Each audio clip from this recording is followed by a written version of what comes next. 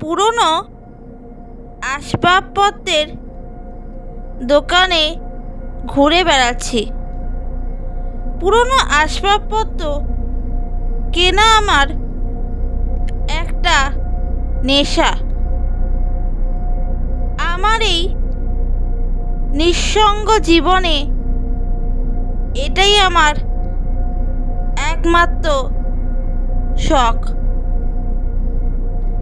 পুরনো আসবাবপত্র পেলেই সেটা কিনে নিয়ে আমার বাড়ির একটা ছোট্ট ঘরে সাজিয়ে রাখা। এই ঘরটি আমার খুব প্রিয় একটি ঘর। এই ঘরেই আমি কেনা পুরনো আসবাবপত্রগুলিকে সাজিয়ে রাখি। তাই আজ আমি চলে এসেছি পুরনো আসবাবপত্রের দোকানে। দোকানে ঢুকে পুরনো আসবাবপত্র দেখছিলাম। হঠাৎ কালো কাপড় ঢাকা দেওয়া একটি আয়না চোখে পড়ল। দোকানদারকে ডেকে জিজ্ঞেস করলাম, আচ্ছা, এই আয়নাটা কালো কাপড়ে মোড়া কেন? দোকানদার একবার আয়নার দিকে তাকিয়ে তারপর বলল, তা জানি না, কালকেই আয়নাটা এসেছে আমার কাছে। একজন ভদ্রলোক আয়নাটা এই কালো কাপড় মোড়া অবস্থাতেই আমার কাছে বিক্রি করে গেছেন,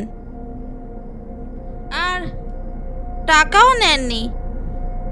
আপনি কি আয়নাটা কিনবেন? আমি বললাম, হ্যাঁ, আমি আয়নাটা কিনব। কত দাম হবে? দোকানদার বলল, টাকা লাগবে না, আপনি নিয়ে যান। আমি আয়নাটাকে কিনে বাড়ি নিয়ে এলাম। তারপর কালো কাপড়টা সরিয়ে ফেললাম আয়না থেকে। কিন্তু এটাই বোধহয় ভুল হলো। রাতে খাওয়া দাওয়ার পর ওই আয়নাটার সামনে বসে চুল আঁচড়াচ্ছিলাম। হঠাৎ এক অদ্ভুত কাণ্ডে আমি ছিটকে মাটিতে পড়ে গেলাম। আয়নার আমার প্রতিবিম্ব দেখা যাচ্ছে না, তার বদলে দেখা যাচ্ছে এক রাক্ষসের প্রতিবিম্ব। সে কি ভয়ঙ্কর দেখতে! তাকে দেখে আমার হৃৎপিণ্ড কেঁপে উঠল। সে আয়না ভেদ করে আমার দিকে এগিয়ে আসার চেষ্টা করলো, কিন্তু পারল না। আয়নার মধ্যে থেকেই তর্জন গর্জন করতে লাগলো। বুঝলাম সে আয়না ভেদ করে বেরোতে পারবে না। কিন্তু আমি এখন থাকবো কি করে এখানে? না, এখানে থাকাটা চলবে না। আমি ছুটে ঘর থেকে বেরিয়ে এলাম। দরজা বন্ধ করে দিলাম। তারপর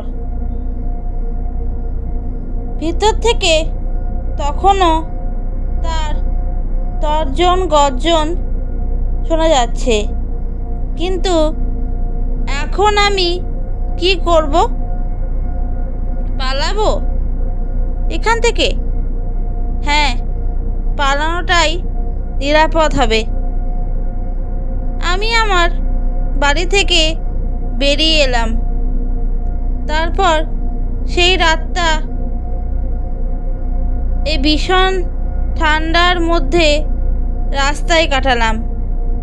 পরের দিন আমি আবার ওই পুরনো দোকানটায় গেলাম।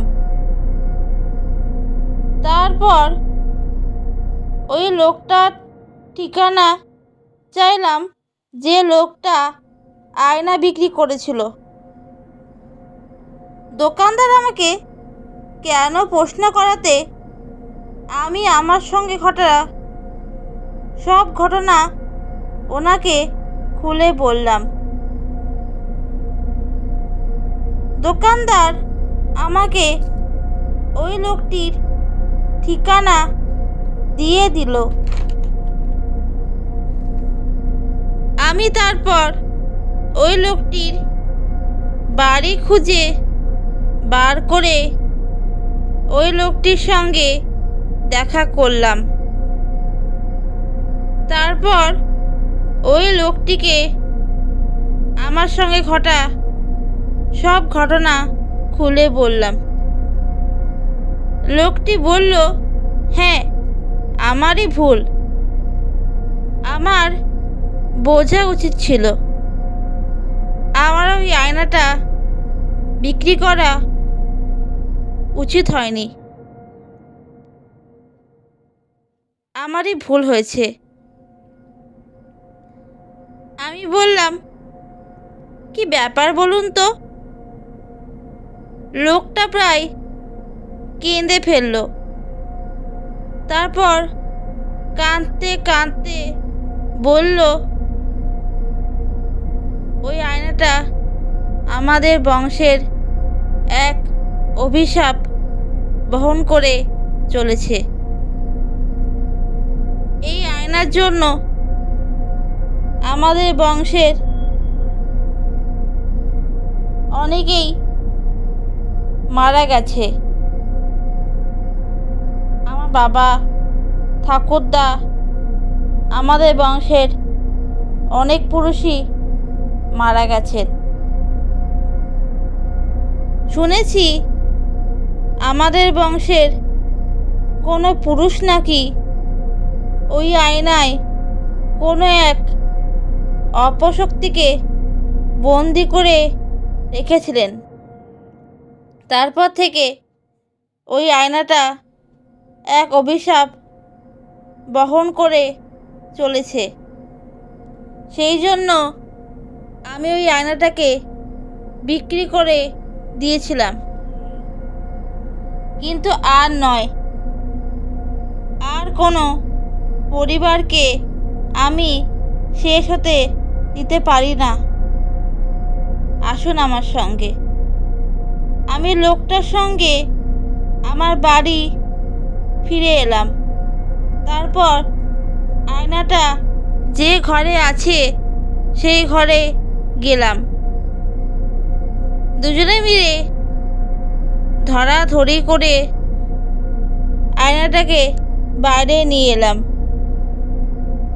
আমার বাড়ির সামনে এক টুকরো জমি আছে,